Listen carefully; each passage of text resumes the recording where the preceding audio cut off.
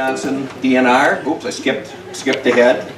And then Mary Barkowiak. Did I get that right? Yeah, that was a new one for me. Thanks, Mary. Mary and Linda are both with Wisconsin DNR. And then Eric Rantala is Langlade County Forestry. So we have a couple of DNR folks, a county person, and a private individual. So they'll give you a broad perspective on invasives and the work that they do. So let's just start right down the table. I'll hand the microphone and introduce yourself in a little more detail and talk about maybe some of the work and services that you can provide. Thanks, Scott. My name is Anthony Reinisch, and before I start, I just want to thank Kretz for this excellent opportunity to speak to all the wonderful landowners that they work with.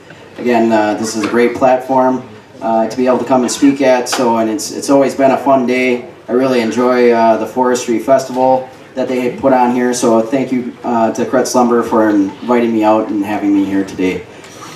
I am the owner of Reinisch Forestry Incorporated. We're a private forest consulting business, and we since 2010, and since I started, we do invasive control as part of our services. And a big reason of that is because I didn't want to be somebody who just pointed at invasives and said we have a problem here.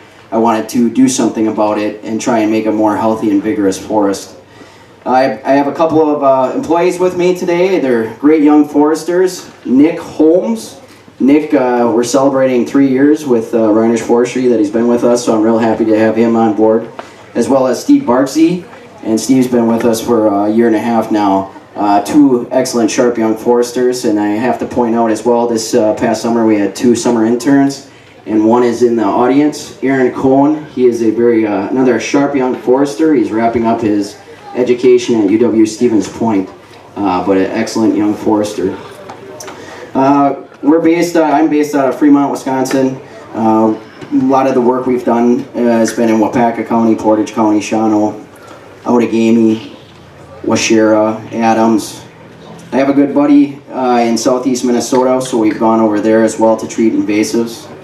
We treat with a couple different methods. Foliar application, we do a lot of that during the summertime. We basal bark and we cut stump. And we try to integrate as best as we can according to how we think each method's going to work best. Again, we've been doing it since 2010 and always trying to improve our methods so we're as effective as possible and with treating the invasives and also cost effective to the landowner. Usually when we're doing the treatments, we're doing them in coordination with a timber harvest, so that we're a regeneration harvest, so that we're able to get as much sunlight as possible, reduce the invasives, and allow as much natural vegetation to come back.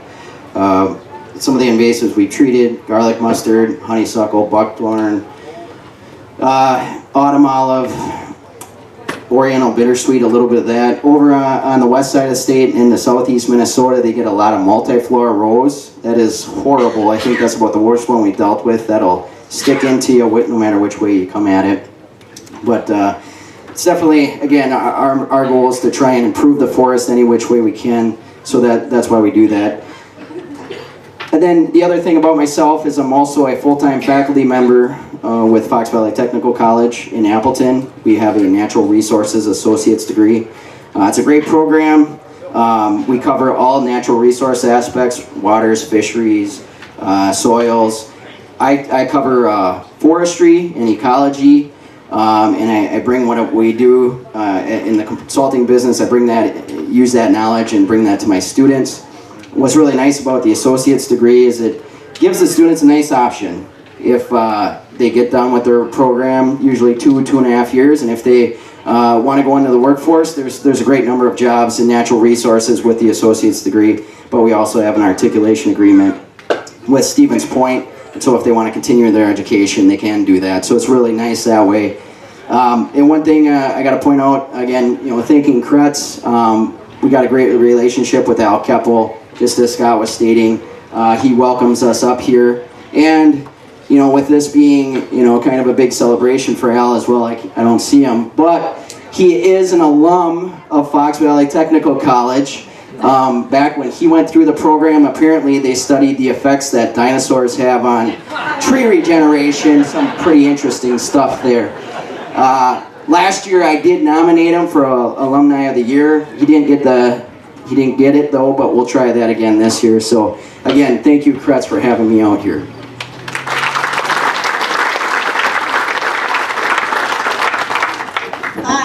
Barkowiak, and I'm with Wisconsin DNR. I too work out of Rhinelander, Wisconsin with Fred and Heather. I'm relatively new to the program.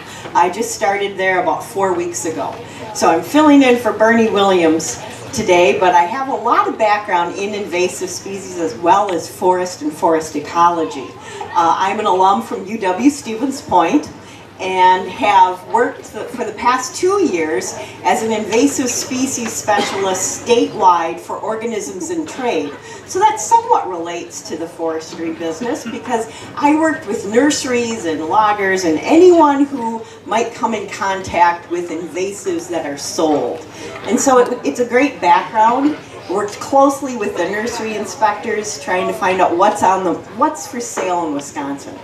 And how is it getting here, and how are we moving it around, and who's buying it, and how can we stop it? How can we stop it before it even gets to Wisconsin? So a really interesting and rewarding position. That was statewide. This position that I have now with Forest Health is also a statewide responsibility. And I'm here to work with the grants that support our weed management associations. So we have groups or chapters of weed management programs that are located all over the state, and we fund them. They apply for grants through us, and I help to administer those grants. Another component of my job that really relates well to you folks is I manage the suppression grants program. So if there's invasive plants on your land that we consider as prohibited species, we have funds available to help you handle those. And so that's a big part of my job. Another component is I help landowners, foresters, anyone who calls in, anyone who contacts the invasive species web email, we help to identify those plants. If you're not sure what it is, we get all sorts of calls all the time. What is this? Or they'll send in a picture. Haven't seen this on my land before. Is this something I should pull, or is it a good plant? I have a strong background in botany, and so I'm pretty good at looking at the plants, at least getting down to at least a genus. So what we're seeing around the state right now, some hot topics. Probably the most popular plant in the last month or two has been wild cucumber. We've had lots of phone calls. In fact, this is even turned up on public radio where people have called and said, I lived in Mississippi and I've seen kudzu, and this is kudzu. It's all over Wisconsin. Well, it's not. It's actually wild cucumber, and it's one of our 2 native gourds in the state, so it's been here a lot longer than we have, and it's an annual. So it covers the trees. Is it killing the trees? We aren't seeing evidence yet. But again, one of the definition of invasive species defined by our state statute is that it has to be a non-native plant that causes harm to either the economy or human health. So at this point, the cucumber vine isn't causing that. So not too much to be concerned with, but we are evaluating that. This year we start our 3rd round of NR40, so we're going to be assessing new plants to look at. Another plant that we really need your eyes in the woods is the Amur cork tree. That's a tree that is listed as prohibited right now, and we are finding out that it's probably a little bit more widespread than what we had thought. So if you find a tree that has this really super corky bark, and if you peel back a little bit, you get this super, like that yellow of a yellow under the cork, under the bark. Chances are it's the Amur cork tree.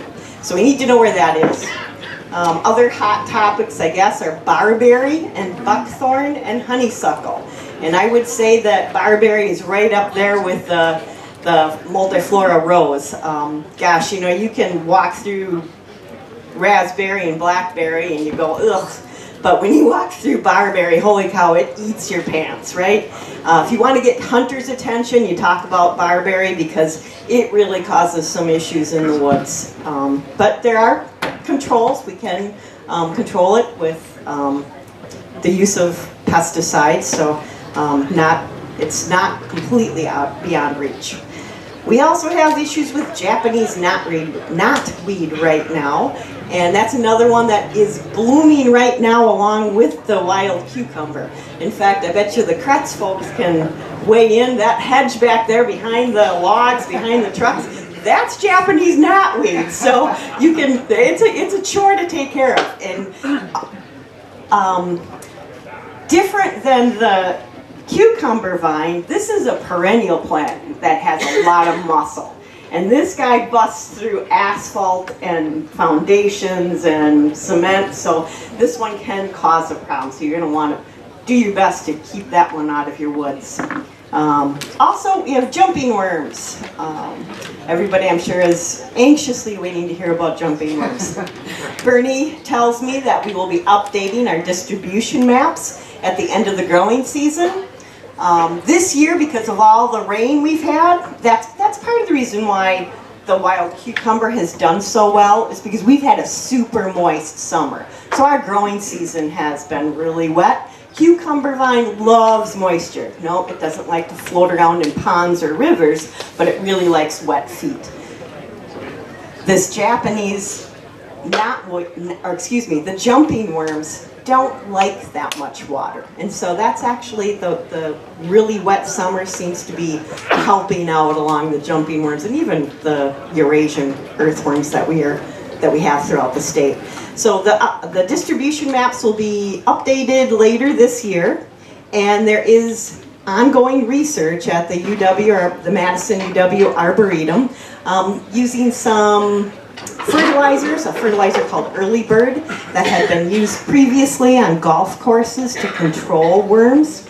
And what we're looking at specifically is how to control the cocoons, which we feel that's probably the most important thing to slow the spread of the jumping worms. Just recently in northern Langlade County, we identified Japanese wisteria, which is also a prohibited plant, and you never, 10 years ago, who would ever have thought that it would be able to survive up here? But it is. So something new to just keep your eyes open for. Other than that, we need you guys to report what you see in the woods. You're our eyes. And so if you see something that looks suspicious, give us a call, drop us an email, find some way to get in contact with anyone so that we can help you out, make sure that what is growing on your property isn't going to cause you more problems. That's all. Thanks so much to Kretz Lumber, and what a fabulous event. I've never been to this, so it's really, I'm excited to walk around some more. Thank you.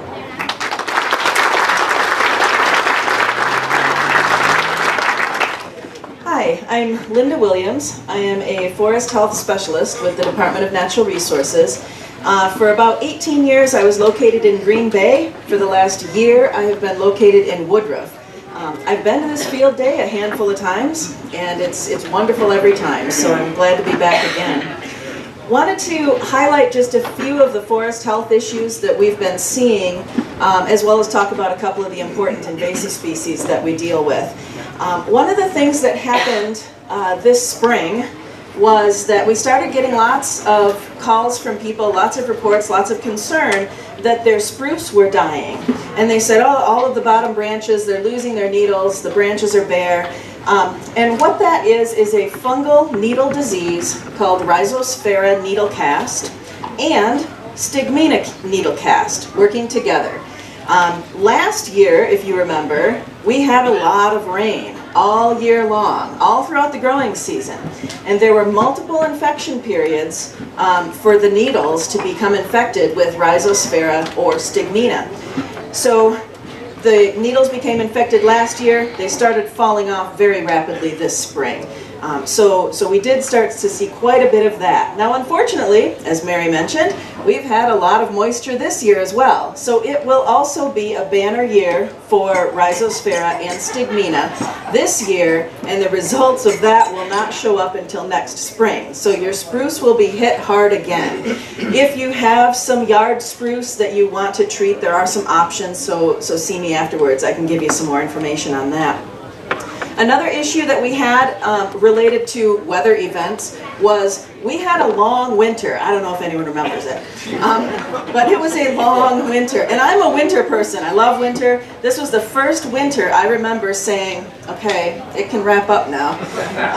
So this year we had some issues with trees coming out of their winter hardiness, starting to photosynthesize, and then we got dumped on with a bunch more snow and cold weather. And then as that snow was melting and hadn't gone away yet, our temperatures soared into the upper 70s and into 80-degree temperatures. And that was just too much for some of our trees. And we did see a lot of balsam fir across the northern half of the state that died very rapidly in May. Within about 2 weeks, those trees turned brown, and the calls just started flooding in. And that was directly related to our winter. So that's something just to be aware of, that our winters can have severe impacts. We also had similar symptoms on spruce, as well as yew and some of our other conifers. So that was a big event for this year. A couple of issues that we deal with that are invasive insects. One is the gypsy moth, and we do have a gypsy moth quarantine still in place, and I know that this map is going to be hard for people to see, and I don't need you to see it real close, but this map, thank you, this map shows all of the red counties, which is like the eastern 2/3 of the state. Those are the counties that are quarantined for gypsy moth. So there is still a gypsy moth quarantine in place because gypsy moth has not reached the far western states.